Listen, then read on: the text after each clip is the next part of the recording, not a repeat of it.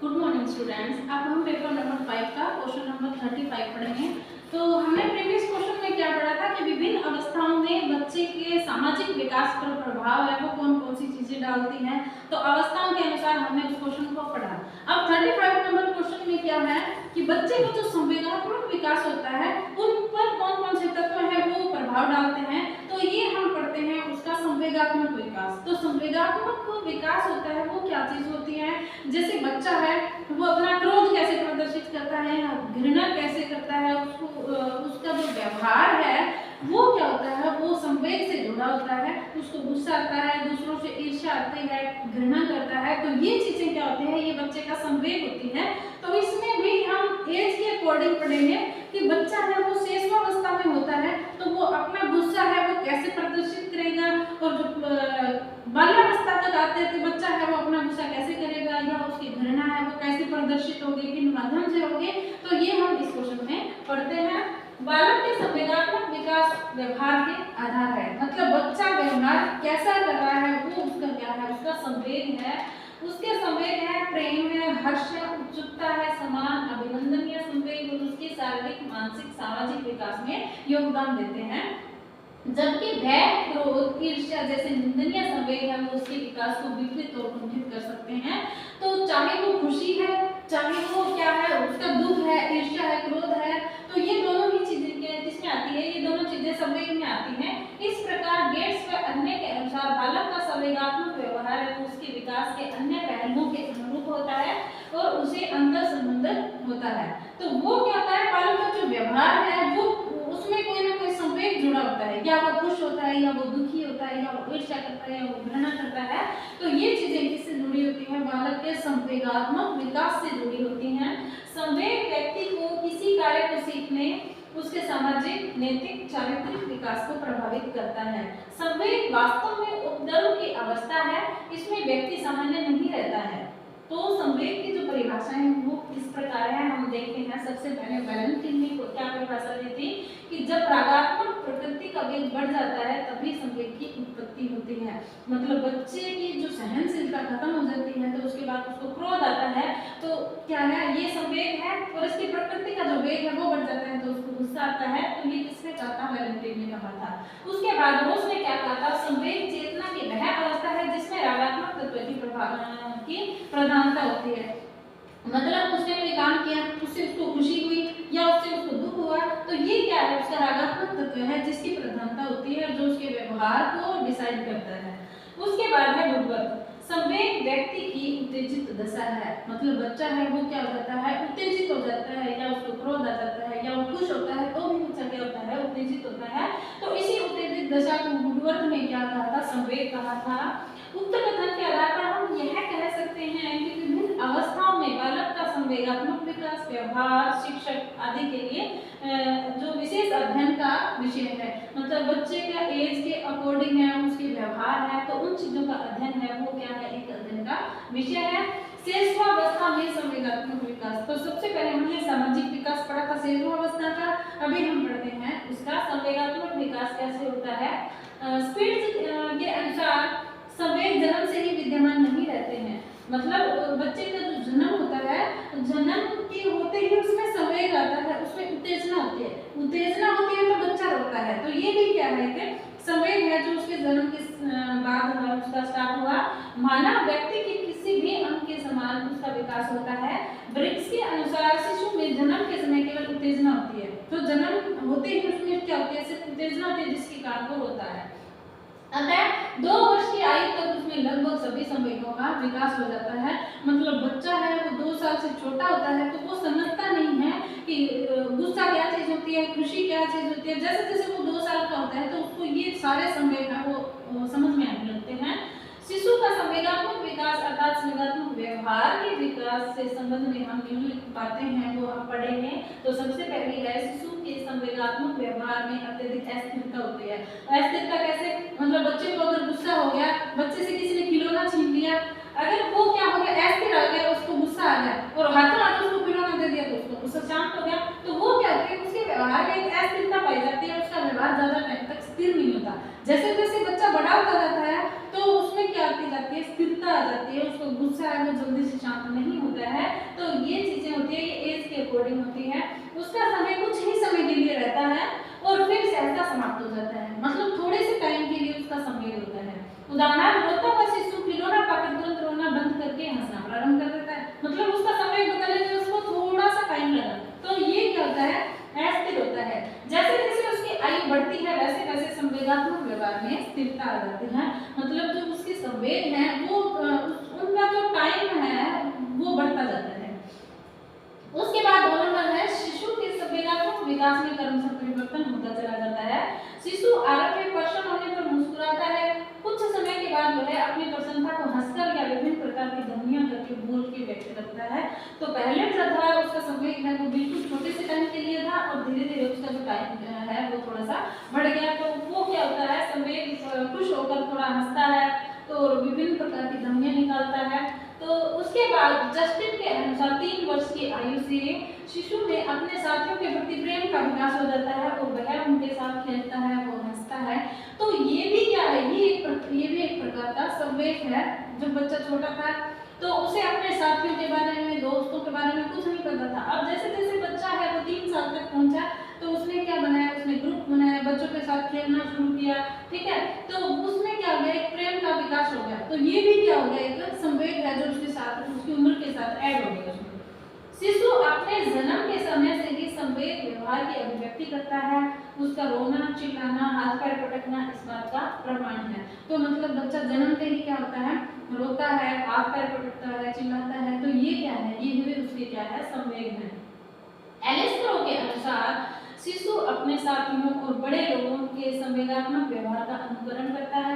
मतलब तभी तो हमने पिछले क्वेश्चन में पढ़ा था कि बच्चे का जब सामाजिक विकास हो रहा है, बच्चा जब बाल्यावस्था में है, शिशुअवस्था में है, तो उसके परिवार के लोगों का व्यवहार है वो बिल्कुल सौम्य होना चाहिए और स्कूल में जो टीचर्स हैं या उसके आसपास वाले बच्चे हैं तो उनका व्यवहार भी अच्छा होना चाहिए, क्योंकि वो संवेगात्मक व्यवहार है वो उसका जल्दी से अनुकरण करता है और उसे उन्हीं बातों से भय लगने लग जाता है जिनसे उनको लगता है। वह क्रोध और क्रोध से प्रेम से उत्तर देता है। अगर आप बच्चे के साथ चिल्ला के बोलोगे तो बच्चा रिप्लाई है वो सामने से चिल्ला के देगा। अगर आप आराम से बोल रहे हैं, उसके साथ शांत व्यवहार कर रहे हैं, तो बच्चा सामने से वैसा ही व्यवहार करेगा। वह अपनी माता और अपने किसी भी प्रिय साथी के अतिरिक्त और किसी के प्रति सहानुभूति प्रकट नहीं करता है, क्योंकि वो छोटा होता है, वो सहानुभूति जैसी चीज को बहुत ही कम जानता है। शिशु के संवेगों में आरंभ में अत्यधिक तीव्रता होती है और धीरे धीरे इस तीव्रता में कमी होती चली जाती है। उदाहरण हम देखते हैं कि 3 माह का जो शिशु है वो भूख लगने पर तब तक रोता है जब तक उसे दूध नहीं मिल जाता है।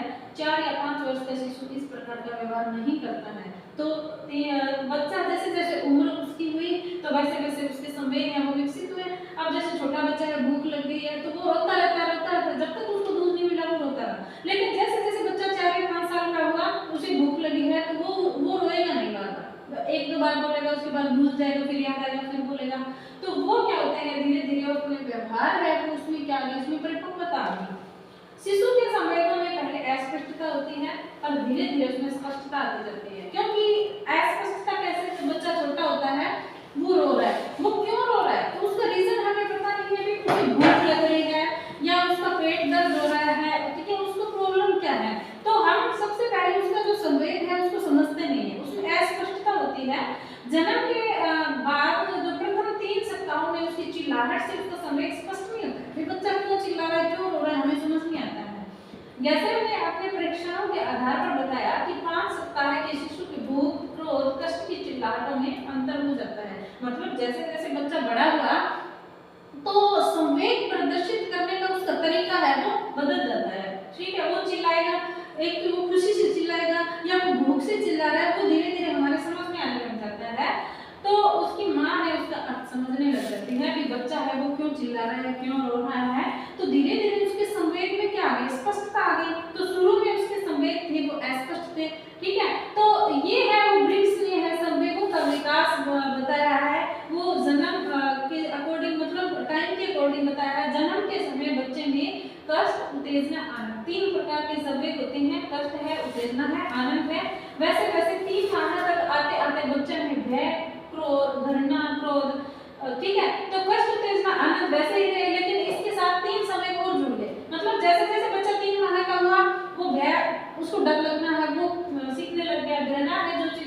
अच्छी नहीं लगती है, या उसको क्रोध प्रदर्शित करना है, मतलब जैसे वो भूख लगी है उसको दूध नहीं दिया जाए तो वो क्रोध प्रदर्शित करेगा।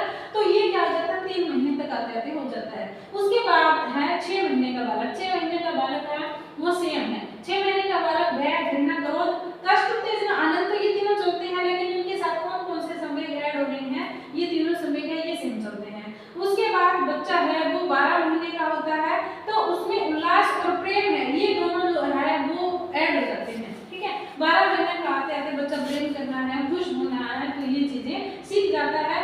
उसके बाद 18 महीने का बच्चा है वो उल्लास, वयस्कों के प्रति प्रेम और बच्चों के प्रति प्रेम, ये तीनों व्यवहार है वो उसमें ऐड हो गए। बाकी पिछले वाले हम वो सेम चल रहे हैं, उन व्यवहारों को वो समझ रहा है, भय है, क्रोध है, घृणा है, इच्छा, इन चीजों को वो पहले से समझ रहा है, लेकिन ऐड क्या हुआ उसमें, उल्लास है, वयस्कों के प्रति प्रेम है, मतलब अपने से बड़ों के प्रति है वो कैसे बोलना है, कैसे व्यवहार करना है, तो बड़ों के प्रति क्या होता है उसका प्रेम होता है, और बच्चों के प्रति प्रेम, अपने से छोटे हैं उनके प्रति प्रेम है, तो ये तीनों उसमें ऐड हो जाते हैं। उसके बाद वो होता है 2 साल का। 2 साल का होते होते उसके साथ ये सेम चीज रहती है, उल्लास है, वयस्कों के प्रति प्रेम है और बच्चों के प्रति प्रेम है। तो सबसे पहले बच्चे में कौन कौन सी जो थी, सबसे पहले जब बच्चे का जन्म हुआ तो बच्चे के जन्म में सिर्फ क्या थी, उसमें उत्तेजना थी। जन्म होते ही उसने रोना शुरू किया तो उसमें सिर्फ उत्तेजना थी और किसी भी प्रकार का उसमें कोई भी संवेग नहीं था। उसके बाद 3 महीने का होते होते उसमें कष्ट, उत्तेजना, आनंद, 3 संवेग रह गए, और धीरे धीरे ये संवेग है उसमें टाइम के अकॉर्डिंग है, समय के साथ साथ है उसमें संवेग है वो जुड़ते चले जाते हैं। पहले बच्चा गुस्सा, क्रोध नहीं समझता है और धीरे धीरे है वो समझने लग जाता है, और उसकी माँ है वो शुरू में उसके संवेगों को नहीं समझती है, क्योंकि बच्चे को जो संवेग होते हैं वो शुरू में अपरिपक्व होते हैं, और टाइम के साथ साथ वो क्या हो जाते हैं, परिपक्व हो जाते हैं, और उसकी माँ है वो उसके संवेगों को समझने लग जाती है कि बच्चा रो रहा है तो वो क्यों रो रहा है, चिल्ला रहा है क्यों चिल्ला रहा है, गुस्सा कर रहा है क्यों कर रहा है, तो ये चीजें धीरे धीरे टाइम के अकॉर्डिंग क्या हो जाती है, परिपक्व हो जाती है। उसके बाद जोन्स के अनुसार 2 वर्ष का शिशु सांप से नहीं डरता है, मतलब 2 वर्ष के शिशु को पता नहीं होता कि ये सांप है, ये हमारे लिए खतरनाक है, पर धीरे धीरे भय का विकास होता चला जाता है, और 13 वर्ष की आयु में वह अंधेरे में पशुओं से अकेले रहने से डरता है, और 5 वर्ष की आयु तक वह अपने भय पर नियंत्रण नहीं कर पाता है। तो बच्चा धीरे धीरे सबसे पहले वो भय को नहीं समझता था, सांप क्या चीज होती है उसे डरता ही नहीं था, क्योंकि उसमें भय का संवेग नहीं था। अब जैसे जैसे टाइम निकला तो वो क्या हो गया, सांप से डरने लग गया, तो उसमें भय का संवेग है वो उत्पन्न हो गया, ठीक है। और बच्चे होते हैं वो 5 वर्ष के होते हैं, तो उन्हें क्या लगता है, अंधेरे से डर लगता है, ठीक है, और पशुओं से डर लगता है, वो अकेले नहीं रहते हैं, तो उनमें क्या होता है, उनमें डर का संवेग होता है, और धीरे धीरे जैसे जैसे उसकी उम्र बढ़ती जाती है तो ये संवेग क्या हो जाते हैं, कम हो जाते हैं, मतलब उसको अंधेरे में नहीं डरता है, अकेला रह सकता है, पशुओं से नहीं डरता है, तो उम्र के साथ साथ उसके जो संवेग है उनमें क्या आ गए, चेंजेस आ गए। उसके बाद स्किनर व हेलमैन ने क्या कहा है, शिशु का संवेगात्मक व्यवहार धीरे धीरे निश्चित और स्पष्ट हो जाता है, उसके व्यवहार के विकास के सामान्य दशा अनिश्चित और अस्पष्ट से विशिष्ट की ओर होती है। तो उन्होंने क्या कहा, स्किनर और हेलमैन ने क्या कहा कि बच्चे का जो शुरू में संवेगात्मक व्यवहार है वो धीरे धीरे क्या हो जाता है, निश्चित हो जाता है। तो शुरू में क्या था, जब उसके ये व्यवहार थे ये निश्चित नहीं थे, उसको इन चीजों का कुछ भी नहीं पता चला, लेकिन धीरे धीरे जैसे जैसे उसकी उम्र बढ़ती गई वैसे वैसे ये संवेग है ये स्पष्ट हो गए, उसको किस चीज से डर लग रहा है, उसको किस चीज से खुशी हो रही है, किस चीज से गुस्सा आ रहा है, तो ये चीजें धीरे धीरे क्या हो जाती हैं, ये धीरे धीरे विकसित हो जाती हैं। उसके बाद बाल्यावस्था में संवेगात्मक विकास, पहले हमने क्या पढ़ा, शिशुअवस्था में संवेगात्मक विकास कैसे होते हैं, और अब हम पढ़ेंगे बाल्यावस्था में संवेगात्मक विकास कैसे होते हैं। तो क्रो और क्रो के अनुसार संपूर्ण बाल्यावस्था में संवेगों की अभिव्यक्ति निरंतर परिवर्तन होते रहते हैं। ये परिवर्तन किस प्रकार होते हैं और इनका बालक के संवेगात्मक विकास पर क्या प्रभाव पड़ता है, इसका वर्णन हम पढ़ेंगे कि संवेगात्मक विकास है वो बाल्यावस्था में आते आते कैसे हो जाते हैं। बालक के संवेगों में शिष्टता आ जाती है और उसमें उनका दमन करने की क्षमता उत्पन्न हो जाती है, मतलब एक बच्चे को गुस्सा आ गया तो उस गुस्से को कंट्रोल कैसे करना है, तो वो बाल्यावस्था तक आते आते वो धीरे धीरे सीख जाता है। वह अपने माता पिता, शिक्षक और बड़ों के सामने उन संवेगों को प्रकट नहीं होने देता जिनको वे पसंद नहीं करते हैं। मतलब बच्चा है वो छोटा था, वो नहीं समझता था, वो रोने लग जाता है तो रोता रहता है, लेकिन जैसे जैसे वो बाल्यावस्था में आता है तो वो समझ जाता है कि मुझे कैसा बिहेवियर नहीं करना चाहिए, मतलब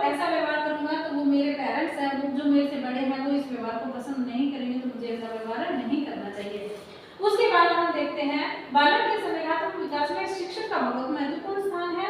अप्रिय व्यवहार, शारीरिक दंड और कठोर अनुशासन में विश्वास करने वाला शिक्षक है बालक में मानसिक ग्रंथियों का निर्माण कर देता है जो उसके संवेगात्मक विकास को विकृत कर देती हैं। मतलब अगर शिक्षक है उसका व्यवहार अच्छा नहीं है या वो शारीरिक दंड देता है, कठोर अनुशासन रखता है, तो वो बालक है उसकी जो मानसिक ग्रंथियां हैं वो उसको विकृत कर देता है, सही नहीं रहने देता है। तो बच्चे का जो व्यवहार है वो क्या हो जाता है, वो विकृत हो जाता है, अच्छा नहीं रहता है। उसके बाद एलिस वोल्क्रो के अनुसार बालक अपने दोषों के परिणामों को सोचकर चिंतित हो जाता है। मतलब उसने गलत किया तो उसका रिजल्ट है वो उसको गलत मिलेगा, ये चीज वो समझने लग जाता है और अपने से अधिक भाग्यशाली बालकों से ईर्ष्या करता है और यह अपने प्रति परिवार के सदस्यों के व्यवहार को कठोर मानता है क्योंकि उसके विचार से वे उनके कार्य को समझ नहीं पाते हैं। अगर पेरेंट्स किसी चीज से मना कर रहे हैं तो वो उन चीजों को समझ नहीं पाता है कि जो पेरेंट्स है वो मना क्यों कर रहे हैं, ये मेरे लिए ठीक है, ये नहीं समझता वो। बालक के समय अधिक निश्चित और कम शक्तिशाली हो जाते हैं। वे बालक को शेषावस्था के समान उत्तेजित न कर पाते हैं। उदाहरण 6 वर्ष की आयु में बालक अपने भय और क्रोध पर नियंत्रण हो जाता है। सबसे पहले वो अपने भय पे कंट्रोल नहीं कर पाता है, गुस्से पे कंट्रोल नहीं कर पाता है, 6 साल का होते होते वो उस पर कंट्रोल करना सीख जाता है। बालक के संवेगात्मक विकास पर विद्यालय के वातावरण का व्यापक प्रभाव पड़ता है। उदाहरण आदर्श स्वतंत्र स्वस्थ वातावरण उसके संवेगों को परिष्कार करता है, जबकि भय, आतंक और कठोरता के वातावरण में ऐसा संभव है। जैसे मैंने अभी इसमें बताया था कि अगर टीचर्स का स्कूल में व्यवहार है वो अच्छा नहीं है तो बच्चा अच्छा नहीं बनेगा, उसके व्यवहार में परिपक्वता नहीं आएगी। एलिस वोल्क्रो के अनुसार बालक सामान्य रूप से प्रसन्न रहता है और दूसरों के प्रति उसका विद्वेष है वो अस्थायी होता है। मतलब बच्चा कोई भी व्यवहार होता है उसका जो व्यवहार है वो बिल्कुल स्थायी नहीं हो सकता है, हम उसको चेंज कर सकते हैं। अगर बच्चा व्यवहार अच्छा नहीं कर रहा है तो हम उसके संवेगों को चेंज कर सकते हैं। बाल्यावस्था में बालक विभिन्न समूहों का सदस्य होता है और इन समूह में साधारणतः पारस्परिक घृणा, द्वेष, ईर्ष्या पाई जाती है। आप देखते हैं कि बाल्यावस्था में बच्चे हैं वो आपस में लड़ते रहते हैं तो उनके जो संवेग है वो नहीं समझते हैं, पारस्परिक घृणा है, संवेग है, ईर्ष्या है, तो ये उनमें चलता रहता है। बालक अवांछनीय संवेगों को प्रभावित हुए बिना नहीं बच पाता है, वह दूसरे बालकों के प्रति अपने व्यवहार इन संवेगों को व्यक्त करने लगता है। मतलब बच्चा बाल्यावस्था में है वो दूसरे जैसा व्यवहार करेंगे, बच्चे द्वेष है, घृणा है, ईर्ष्या की भावना छोटे बच्चों में पाई जाती है तो वो उन चीजों को फिक्स नहीं कर पाते हैं। तो इस प्रकार हमने पढ़ा संवेगात्मक विकास है वो शिशुअवस्था का संवेगात्मक विकास पढ़ा, बाल्यावस्था का हमने संवेगात्मक विकास पढ़ा। अब हम नेक्स्ट क्लास में पढ़ेंगे किशोरावस्था में संवेगात्मक विकास है वो कैसे होता है। इसी के साथ हम ये वीडियो समाप्त करते हैं। Thank you.